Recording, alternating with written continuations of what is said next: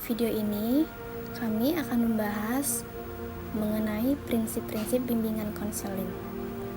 Ayo langsung aja kita masuk ke pembahasan prinsip-prinsip di dalam BK. Sebelum kita masuk ke dalam pembahasan prinsip-prinsip di dalam BK, terlebih dahulu saya akan memaparkan atau menjelaskan apa itu prinsip.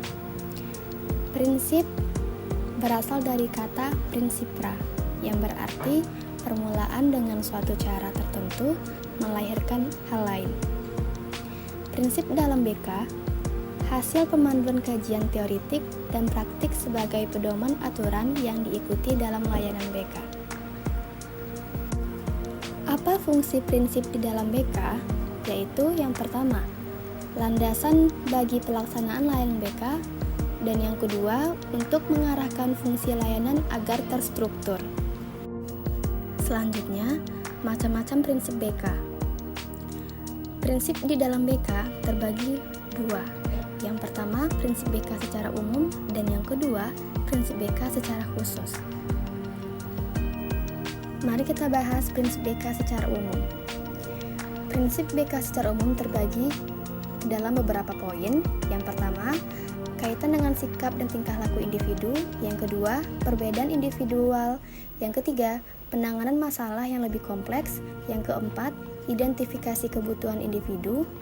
Yang kelima, fleksibilitas dalam bimbingan. Yang keenam, keahlian dalam pelaksanaan bimbingan. Dan yang terakhir, evaluasi program bimbingan. Oke, selanjutnya kita bahas mengenai prinsip BK secara khusus. Prinsip BK secara khusus terbagi 4 macam juga. Yang pertama itu ada prinsip BK berkaitan dengan peserta didik sebagai sasaran layanan. Yang kedua, prinsip BK berkaitan dengan tujuan pendidikan dan pelaksanaan pelayanan. Yang ketiga, prinsip BK berkaitan dengan permasalahan.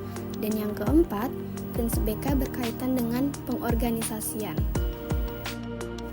Langsung saja kita masuk ke poin pertama, yaitu prinsip BK berkaitan dengan peserta didik sebagai sasaran layanan.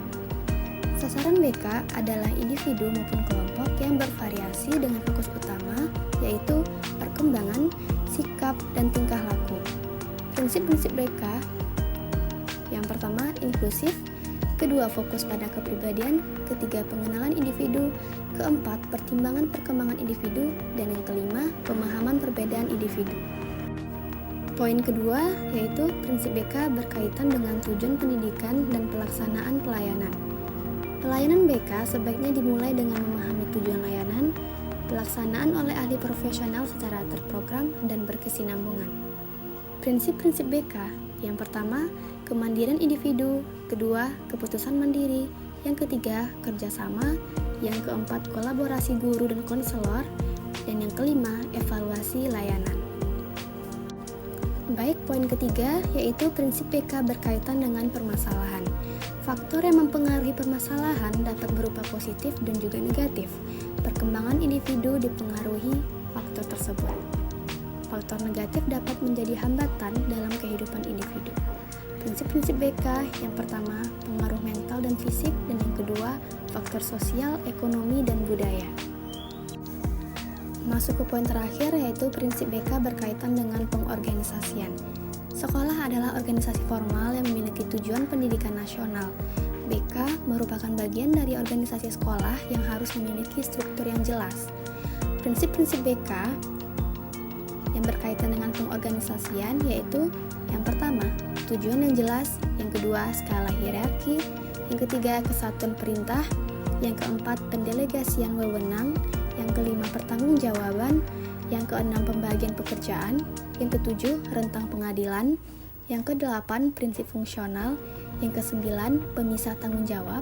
Dan yang kesepuluh, keseimbangan organisasi. Selanjutnya kita masuk ke bagian terakhir dari pembahasan prinsip-prinsip di dalam BK. Kesimpulan yang dapat kita ambil yaitu BK melayani semua individu tanpa memandang umur, jenis kelamin, agama, atau status sosial. Sumber prinsip BK berdasarkan kajian teoritik dan praktik yang digunakan sebagai pedoman layanan. Pelayanan bimbingan konseling, prinsip-prinsip yang digunakannya bersumber dari kajian filosofis. Hasil-hasil penelitian dan pengalaman praktis tentang kehidupan manusia dalam konteks sosial budaya. Tujuan dan fungsi BK berhubungan dengan hakikat manusia, perkembangannya, serta tujuan dan fungsi BK. Sekolah sebagai lembaga potensial untuk melaksanakan layanan BK. Sekian pembahasan terkait prinsip-prinsip yang ada di dalam BK. Jikalau ada terdapat kekurangan, mohon dimaafkan. Terima kasih, sampai jumpa.